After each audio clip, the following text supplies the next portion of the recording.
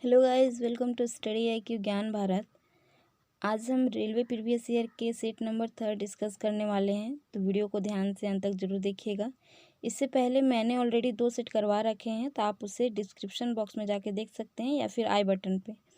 यदि आपने मेरा चैनल अभी तक सब्सक्राइब नहीं किया है तो चैनल को प्लीज़ सब्सक्राइब कीजिए और बेल आइकन दबा दीजिए ताकि हम जो भी वीडियो बनाएं आप तक पहुँच सके। तो चलिए स्टार्ट करते हैं। फर्स्ट क्वेश्चन है, किस वैज्ञानिक ने सर्वप्रथम आवर्त सारणी का निर्माण किया? तो आवर्त सारणी का निर्माण सबसे पहले किया था मेंडलीफ ने। कब किया था? तो ये किया था 1869 ईस्वी में। याद रखिएगा, 1869 ईस्वी में आवर्त सारणी का निर्माण सर्वप्रथम मेंडलीफ के द्वारा किया गया था। और आवर्त सारणी में आवर्तों की संख्या कितनी होती है? तो ये होती है 7। और टोटल वर्ग की संख्या की बात करें तो टोटल वर्ग कितना होता है? तो ये होता है 18। यहीं मदर ऑप्शन की बात करें तो मोसले को आधुनिक आवर्त सारणी का जनक भी कहा जाता है। याद रखिएगा, आधुनिक आवर्त सारणी का जनक मोसले को कहा जाता है। डाल्टन ने किसका आविष्कार किया था? तो इन्होंने परमाणु के सिद्धांत का प्रतिपादन किया था और रदरफोर्ड ने नाभिक की खोज की थी। ये सारे इंपॉर्टेंट फैक्ट है, आप लोग ध्यान में रखिएगा। नेक्स्ट क्वेश्चन है, आधुनिक आवर्त नियम का प्रतिपादन किसने किया था? तो आधुनिक आवर्त नियम का प्रतिपादन ये किया था मोसले ने। ओके, मोसले को आधुनिक आवर्त सारणी का जनक भी कहा जाता है और ये कब किया था इन्होंने? तो 1913 में। नेक्स्ट क्वेश्चन है, आवर्त सारणी को कितने ब्लॉक में बांटा गया है? तो आवर्त सारणी को टोटल 4 ब्लॉक में बांटा गया है, तो ऑप्शन नंबर डी इसका आंसर हो जाएगा। नेक्स्ट क्वेश्चन है, सबसे भारी धातु कौन है? तो सबसे भारी धातु जो है वो है ऑस्मियम। ऑप्शन नंबर डी इसका आंसर हो जाएगा। चांदी को हम किसे इंडिकेट करते हैं? तो चांदी को हम Ag से इंडिकेट करते हैं। इसका एटॉमिक नंबर कितना है? 47। और चांदी जो है वो विद्युत का सबसे अच्छा सुचालक भी होता है। याद रखिएगा, विद्युत का सबसे अच्छा सुचालक चांदी को भी माना जाता है। सोना को किससे इंडिकेट करते हैं? तो इसे हम लोग Au से इंडिकेट करते हैं और इसका एटॉमिक नंबर है 79। याद रखिएगा, पारा को हम लोग Hg से इंडिकेट करते हैं और इसका एटॉमिक नंबर कितना है? 80 है। और पारा एक कैसा धातु है? तो ये है द्रव धातु। ओके, नेक्स्ट क्वेश्चन है, सबसे हल्की धातु कौन है? तो सबसे हल्की धातु जो है ये है लिथियम और इसका एटॉमिक नंबर कितना है? तो इसका एटॉमिक नंबर है 3। मैग्नीशियम का एटॉमिक नंबर कितना है? तो मैग्नीशियम का एटॉमिक नंबर है 12। एल्युमिनियम का एटॉमिक नंबर कितना है? तो इसका एटॉमिक नंबर है 13। अब प्लेटिनम को क्या कहा जाता है? तो प्लेटिनम को सफ़ेद सोना कहा जाता है। नेक्स्ट क्वेश्चन है, पृथ्वी पर सबसे अधिक मात्रा में पाए जाने वाला धातु तत्व है। तो पृथ्वी पर सबसे अधिक मात्रा में कौन सा धातु तत्व पाया जाता है? तो ये है एल्युमिनियम। इसका एटॉमिक नंबर कितना है? 13 है। लोहा का एटॉमिक नंबर कितना है? तो लोहा का एटॉमिक नंबर है 26। और सबसे शुद्ध लोहा कौन सा होता है? तो ये होता है पिटवा लोहा। याद रखिएगा, पिटवा लोहा जो होता है वो सबसे शुद्ध लोहा होता है। कैल्शियम का एटॉमिक नंबर कितना है? तो इसका एटॉमिक नंबर है 20। और सोडियम का एटॉमिक नंबर कितना है? तो इसका एटॉमिक नंबर है 11। याद रखिएगा। नेक्स्ट क्वेश्चन है, पृथ्वी पर सबसे अधिक मात्रा में पाए जाने वाला तत्व कौन सा है? तो सबसे अधिक तत्व पाया जाता है पृथ्वी पर ऑक्सीजन। इसका एटॉमिक मास है 8। याद रखिएगा। सिलिकॉन का कितना एटॉमिक नंबर है? तो इसका है 14। एल्युमिनियम का पहले ही मैंने बताया है 13 है। और लोहा का कितना है? लोहा का है 26। तो सबसे ज़्यादा तत्व पाया जाता है पृथ्वी पर ऑक्सीजन। और सबसे ज़्यादा धातु तत्व की बात करें तो धातु तत्व कौन सा है? ये है एल्युमिनियम। तो कंफ्यूज मत होइएगा। नेक्स्ट क्वेश्चन है, प्रत्येक आवर्त का अंतिम सदस्य होता है। तो देखिए, प्रत्येक आवर्त का अंतिम सदस्य कौन होता है? तो ये होता है एक निष्क्रिय गैस। ओके, नेक्स्ट क्वेश्चन है, प्रत्येक आवर्त का पहला सदस्य होता है, तो प्रत्येक आवर्त का पहला सदस्य होता है एक क्षार धातु। नेक्स्ट क्वेश्चन है, सर्वाधिक यौगिक बनाने वाला अक्रिय गैस कौन सा है? तो देखिए सबसे ज़्यादा अक्रिय गैस बनाने वाला यौगिक है जेनॉन, याद रखिएगा।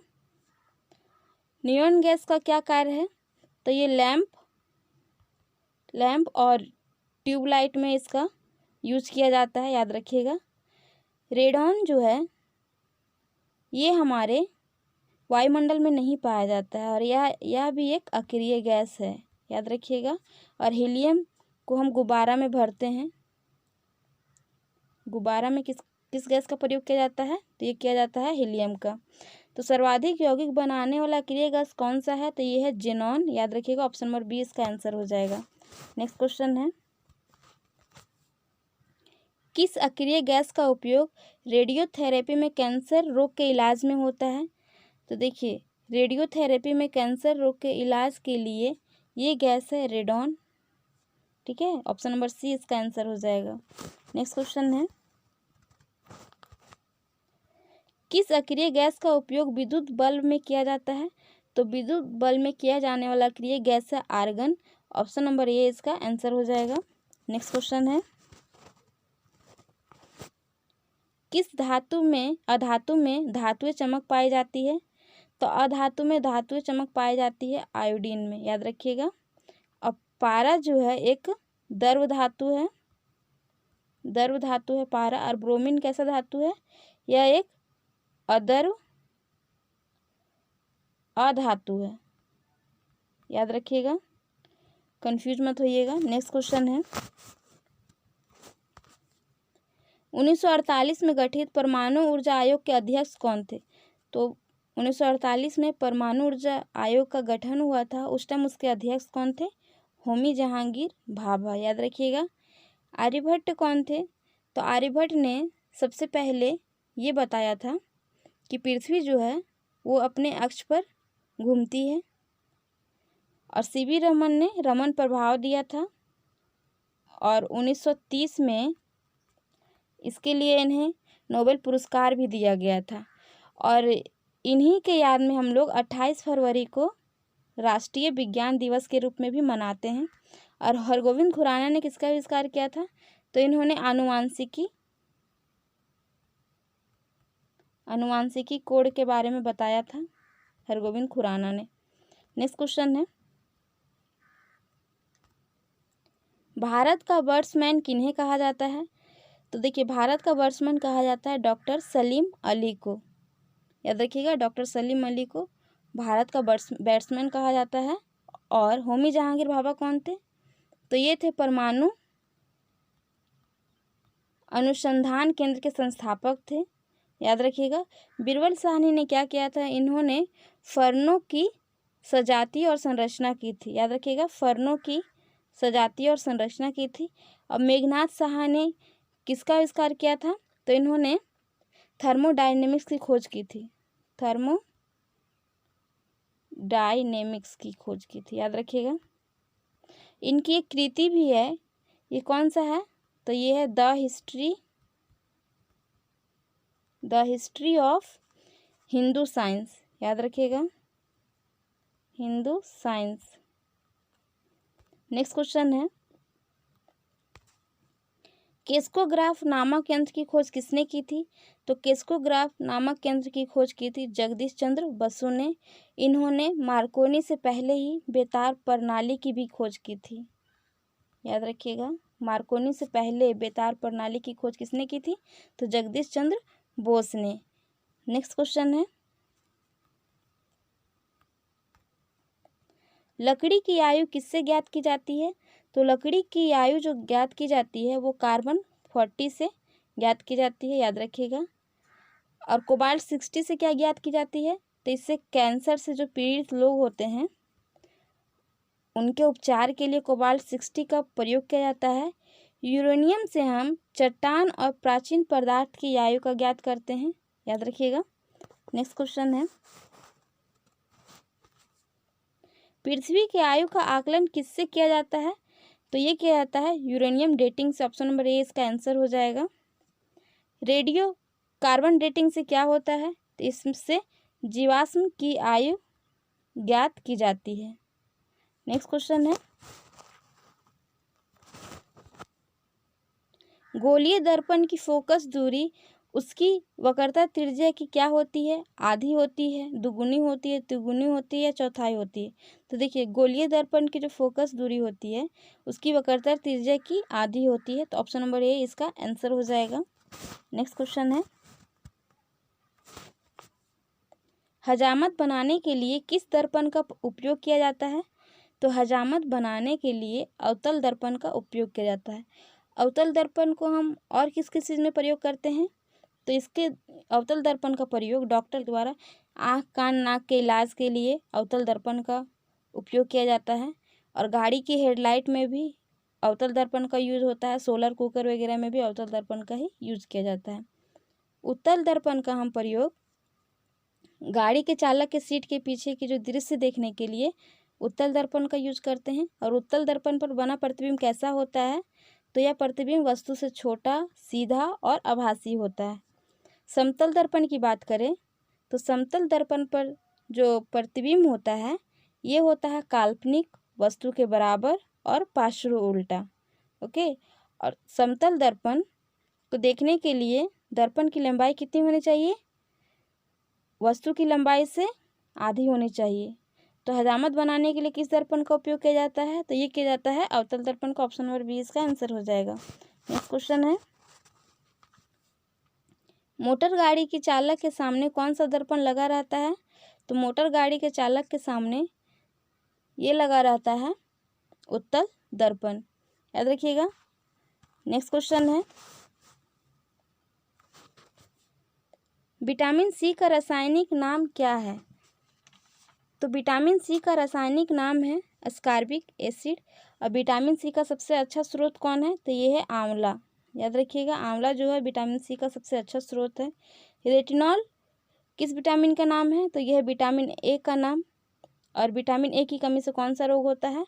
तो ये होता है रतौंधी, याद रखिएगा। कैल्सीफेरॉल किसका रासायनिक नाम है? तो यह है विटामिन डी का। और टेकोफेरॉल किसका रासायनिक नाम है? तो यह है विटामिन ई का।